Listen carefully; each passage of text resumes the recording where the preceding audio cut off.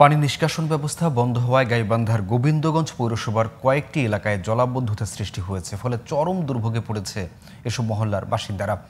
তবে জলাবদ্ধতা নিরসনে প্রয়োজনীয় ব্যবস্থা নেওয়ার কথা জানালেন পৌরসভা কর্তৃপক্ষ। গাইবান্ধা প্রতিনিধি গোপাল মোহন্তের রিপোর্ট, জানাচ্ছেন জুবাইর রহমান। গাইবান্ধার গোবিন্দগঞ্জ পৌরসভার ৯ নং ওয়ার্ডের শিল্পপাড়া, মণ্ডলপাড়া, বর্ধনকুঠি, সোনারপাড়া ও প্রধানপাড়ার পূর্বাংশের বাসিন্দাদের প্রতিনিয়ত চলাফেরার পথে এখন পথের কাটা এই জলাবদ্ধতা। বর্ষা মৌসুমে বৃষ্টি হলেই রাস্তাঘাট ও বসতবাড়িতে পানি ওঠায় চরম দুর্ভোগ পোহাতে হচ্ছে মহল্লাবাসীকে। দীর্ঘদিন ধরে জলাবদ্ধতার কারণে জমির ফসল আবাদ করতে পারছেন না স্থানীয় কৃষকরা।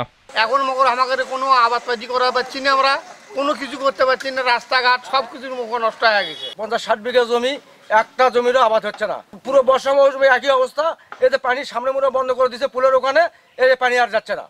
পানির জানে আমরা জমি গাড়ি পাচ্ছি না। আর এখান থেকে পানি নামে ছিল সেই আমল থেকে, পাকিস্তান না পিরিয়ড থেকে, সেখানে পানি বন্ধ করে দিতে আমাদের। এছাড়াও এলাকায় ময়লা আবর্জনা যত্রতত্র ফেলায় পানির সাথে মিশে তা দূষিত করছে আশেপাশের পরিবেশ, বাড়ছে স্বাস্থ্য ঝুঁকি। ঘর বাড়িও তলে গেছে, কোনো মুখে বাড়ানো চলবে না, কোনো বুদ্ধি নেই বাবা।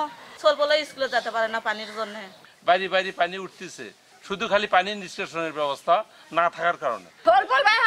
গরু বাস বাইরে পারতে না, নিজেরা কোনো মুখে চলাফেরাও করে পারছি না। এই পানিগুলো নামার কোনো ব্যবস্থা নাই। এটা যদি সরকার একটু ভূমিকা নেয় তাহলে পানিগুলো ওই কলেজের ওই পাক দিয়ে বাইরে চলে যাবে। পৌরসভার নির্বাহী প্রকৌশলী বলছেন, প্রকল্পের মাধ্যমে স্থায়ী সমাধান করার চেষ্টা চলছে। মাটির ওই ড্রেনের যে সমস্ত জায়গায় মানুষ মাটি ছেড়ে ড্রেনটা বন্ধ করে দিচ্ছে, পানির স্বাভাবিক গতিতে যেখানে বাধাগ্রস্ত হয়েছে সেই জায়গায় মাটিগুলো অপসারণ করে সাময়িকভাবে জনগণের জলাবদ্ধতার সমস্যার সমাধান করা হবে। জুবাইর রহমান, জিটিভি নিউজ।